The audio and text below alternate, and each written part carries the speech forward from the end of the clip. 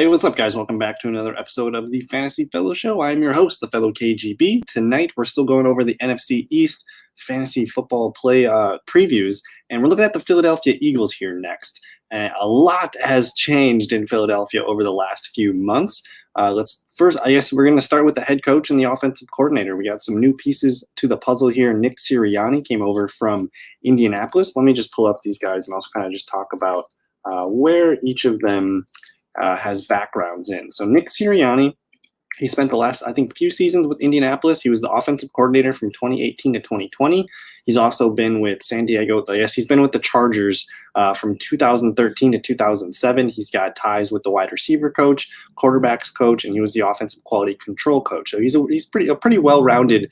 If he's working with quarterbacks and working with wide receivers, he seems to be a pretty good passing game, offensive mind here. He also was with Kansas City from 2009 to 2012. He was a wide receivers coach, quality control coach, assistant quarterbacks coach, and another quality control coach. So seems to be pretty well built with the quarterbacks and the wide receivers. I like seeing that. It's his first head coaching opportunity here, so this is exciting.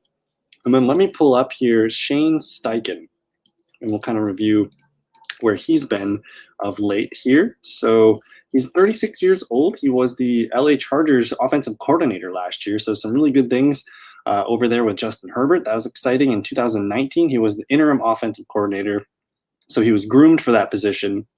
And then he's been with San Diego since 2014. So at a young age, he's 36 years old, but he's been in the league with technically he started with the San Diego Chargers in 2011, 2012 as a defensive assistant. Then he gets his chance with the Browns to be an offensive quality control coach in 2013. And then a lot of work with the Chargers here. So he seems to have a pretty good feel for coordinating and being offensive quality control coaches around a few teams here. So it's exciting. A lot of young, new offensive minds entering the coordinating positions and the head coaching positions. So we'll see what happens here. They have a lot of fun, athletic players to kind of mold into an offense here. So before we get into the actual depth chart for fantasy football, let's just review what they've done in free agency. So notable additions: linebacker Ryan Kerrigan, that happened earlier this week. Safety Anthony Harris. They snagged Joe Flacco as a backup. Again, Carson Wentz has been traded.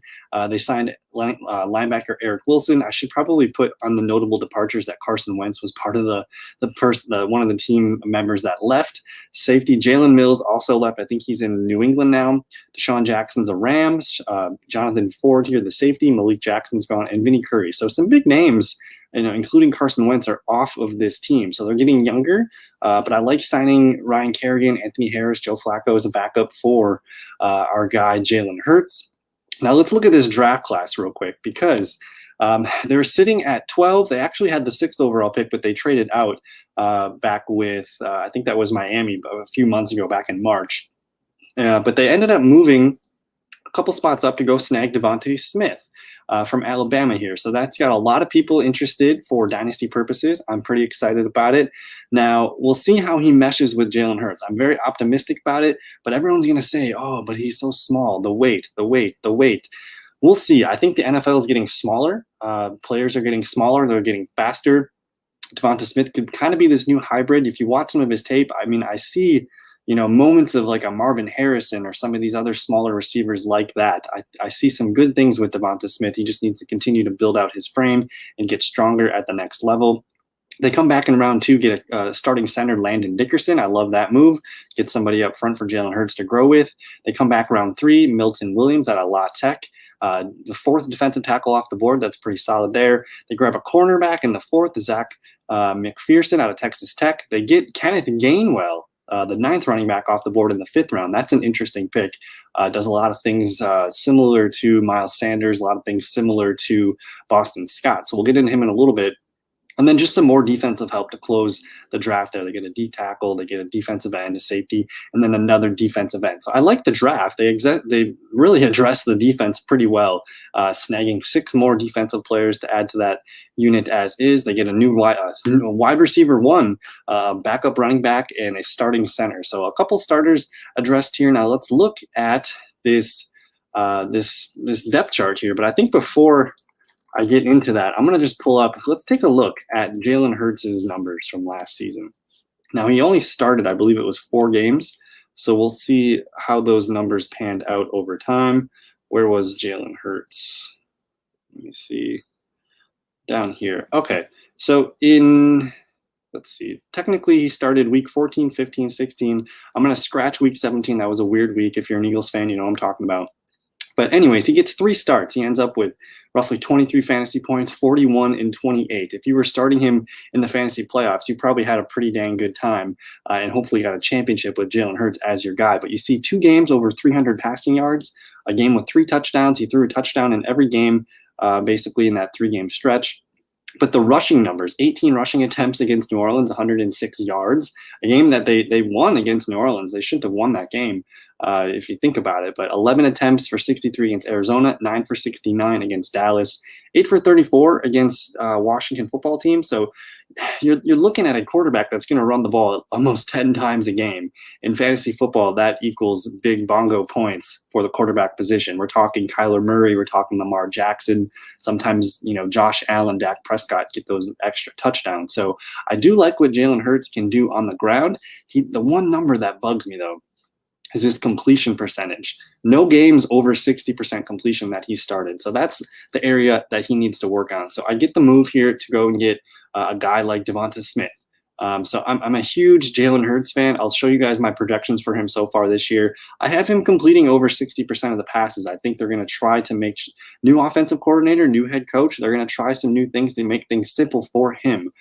So I'm interested to see if he can get that, the completion percentage up. I have him throwing for over 4,000 yards, 20 touchdowns, 11 picks, rushing for 815 yards and 8 touchdowns.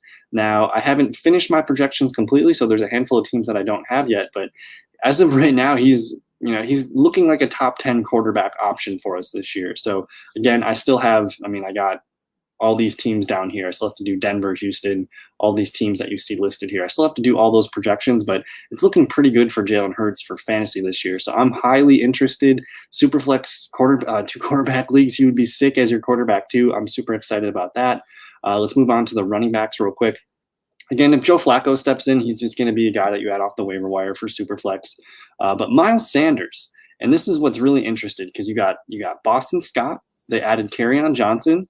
They added Jason Huntley, Jordan Howard, Kenneth Gainwell in the 5th round. So a huge stable of running backs.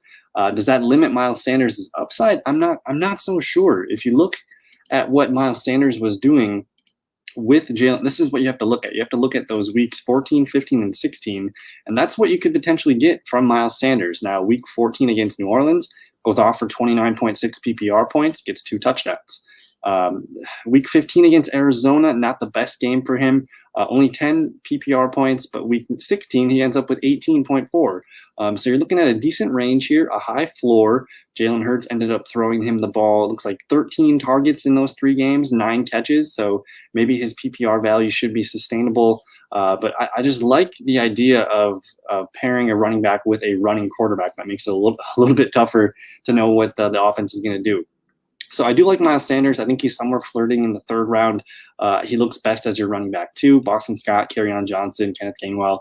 Not interested in those guys for fantasy. Deeper league, sure, maybe Boston Scott, but it's kind of a mess. We'll see probably a carousel of Scott, Kerryon, and Kenneth.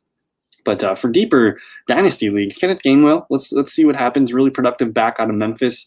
Memphis has been turning out some really good running backs. If you think about Antonio Gibson, Tony Pollard, Darrell Henderson, they've been pumping out some really nice, dynamic pass catching and running back. So I like what Kenneth Gainwell could bring to this offense in the future. But I think this offense this year, it's all about Hurts and how he gels with his receivers. You have Jalen Reagor, who they took in the 1st round last year. You're plugging in the former Heisman Trophy winner in Devonta Smith.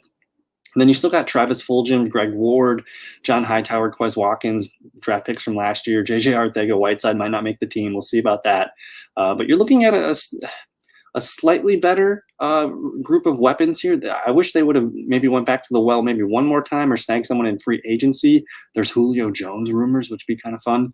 But Reagor and Smith will provide some reliable targets. They're both smaller guys. Even Fulgham and Greg Ward are smaller guys, so they don't really have like that true alpha X wide receiver in the mold of a DeAndre Hopkins or even like a Devontae Adams. They don't have that big, bold X receiver. But they got some nifty, shifty little dudes. Reagor and Smith will be the leading receivers on this team. Looking at the tight ends, I still have Zach Ertz listed here. I don't know if Ertz is going to play for the Eagles this year. It seems like he wants out. I think he's trying to work out a trade with the team. So I'm assuming safely that Dallas Goedert is going to be the leading tight end for this team. So I guess to wrap this up with a bow, I want Jalen Hurts. If you want any player on this team, Superflex leagues, 1 QB leagues, it's Jalen Hurts. That's the guy that I think has the best potential for us this year. Miles Sanders can be a nice running back too. I have a hard time trusting Jalen Reagor and Devontae Smith. If you want a pass catcher in Philly, give me Dallas Goedert as the 7th, 8th, 9th, 10th tight end off the board. The way it was last season, Dallas Goedert was the leading tight end, in yards, 524. He had 3 touchdowns compared to Ertz's 1.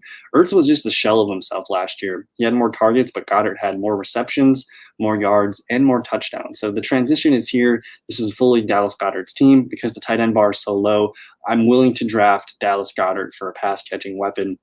But I don't know. I'm optimistic about Jalen Reagor and Devonta Smith, but only if the value presents itself at on draft day. So I'm super interested in those guys for Dynasty still, but with Jalen Hurts, again, that number that we were looking at earlier that I did not like was his completion percentage last year, 52%. He didn't have one game over 60% completion, so that's where he needs to improve on. And we'll watch him this summer. We'll see how he does. Overall, I'm excited about Philadelphia. They still need some work on defense. I'm expecting them to be definitely better than last year. Only 4 wins last season. But again, new coach, new offensive coordinator, technically a new quarterback. It's his first full season starting. So there's going to be some lumps. I expect this team to compete in the NFC East, though. There's kind of no rules. It's almost like the Wild West. We should probably just call it the Wild East at this point. So I'm super excited. Got a few fantasy people that I want on my team this year. So I don't know. In the comments below, let me know. What do you think? Are you guys drafting Devonta Smith in redraft? Are you drafting Jalen Reagor in redraft? Or are you with me? Is it just Hurts, Sanders, and probably Goddard, and we just leave the rest? I don't know. I'm interested to hear your guys' thoughts below. But that's going to do it for tonight's video. I still got one more NFC East video to go. That's going to be the Washington Redskins. I'll start that up in a little bit here. But anyways, that's going to do it. Thank you guys so much. We'll see you in another video. Peace.